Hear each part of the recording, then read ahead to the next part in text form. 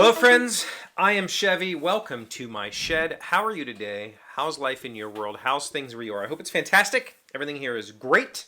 I got another book to talk about that I read this week. This was a short one as well. Been kind of reading, trying to find some shorter books, some more pulpy, just fast kind of reads. This one, though, this is called, it's hard to see this cover. I don't even know if it's going to come across on camera. In the River by Jeremy Robert Johnson. Now, that author, you might remember a few weeks ago or maybe a month ago, I did a review of a book called The Loop, which I picked up kind of on accident. I visited a bookstore, like a physical bookstore, not on the device, and I committed a heinous gastrological disaster in their bathroom and felt really bad about it. And so I went to their bookshelves and I picked out a book and I bought it. I knew nothing about it. I knew nothing about the artist, the author, and I ended up really liking the book. And that was Jeremy Robert Johnson. I also learned from that book about this genre, and it's some sort of, I don't remember what it's called, but there's a name for this kind of like functional absurdism, like it's an absurdist sort of thing where there's just weird stuff happening for inexplicable reasons. And so I wanted to read some more. And I think this one was like $1 or $2, and I decided to give it a shot. It was a short book, so I knew I could get through it in one sitting or two sittings. I think I read it in 2 sessions. And I really enjoyed it. I very much enjoyed it. And I remembered, I had forgotten when I read The Loop, and then I read this. When I read this, I remembered that one of the reasons I really liked this guy in particular, the author, not necessarily the story, the author, is the way that he writes. For most of this book, he's writing in a normal paragraph, sentence, dialogue structure. And then there's these kind of sort of dream sequences. I don't really want to give too much away, but there's this sort of moments where it's ethereal moments, and he represents those physically on the page using space, using typesetting, using line justifications to represent that this isn't normal. He uses space, literally like turning pages is part of the act of reading this book. Obviously, I have it on here, so it was a tap for me, but there are moments where you're like, and it like one word pages, like he presents the material in a very special way. And the reason that speaks to me is because I write that way. Most of my prose, I have these moments where I use sort of a poetic approach to putting the words on the page.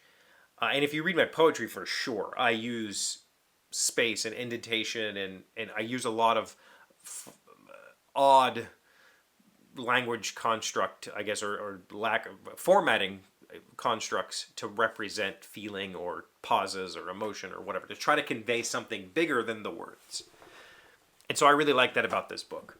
I also very much liked the story. It's a story set in an indeterminate time and place. It's South America in the maybe Industrial Revolution. We know that white man has been there and has robbed them of their rubber. We know that the speaker speaks some version of maybe Spanish, it seems like, and that they're still tribal and living in a pretty basic manner. Farm to table kind of manner. Other than that, it doesn't really matter, right? The story is more about a father and a son and a disaster that happens. It's kind of a horror story.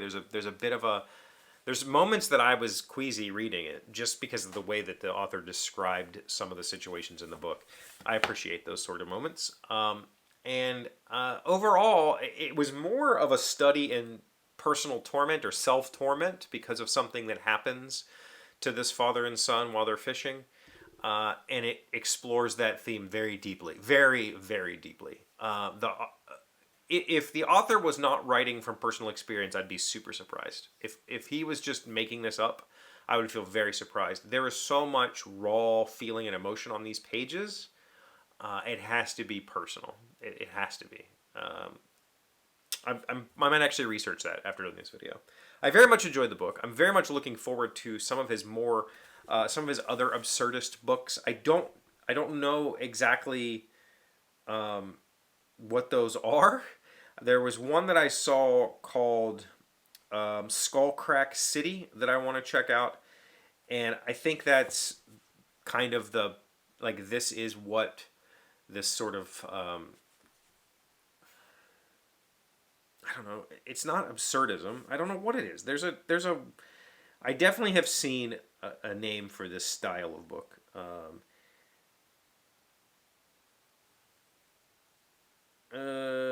Saying blah blah blah. No, it doesn't say. Anyway, it's also a short book that I can probably read in just a short time. You know, a couple hundred pages.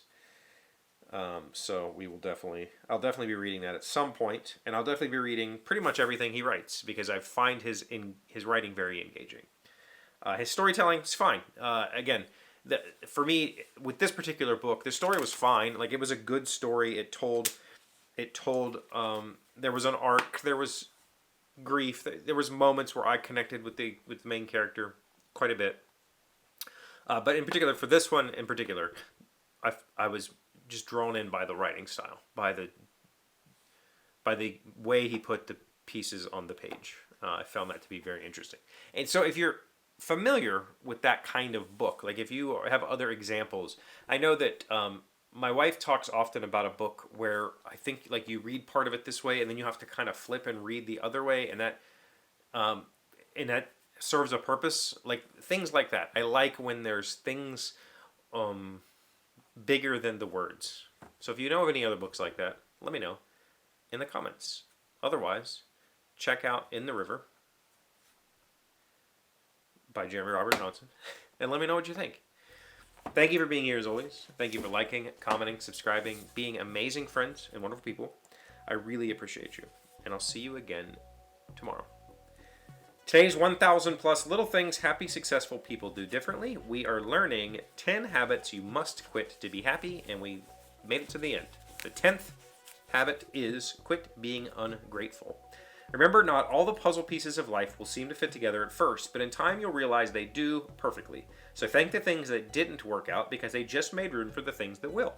And thank the ones who walked away from you because they just made room for the ones who won't. No matter how good or bad you have it, wake up each day thankful for your life, move forward with gratitude. I think the important part that I've been trying to kind of keep in perspective in my head is I'm doing just fine, you know? Sure, I'm not ultra wealthy and able to quit my job. I don't need that though. Like, there are still billions of people on this planet who don't have running water, electricity, basic human needs. That's just, I'm doing just fine. And remembering that and being grateful for that is very important. Be grateful for your job. Like it provides whatever it provides you. Even if all it provides you is basic necessities, that's way better than billions of people on this planet.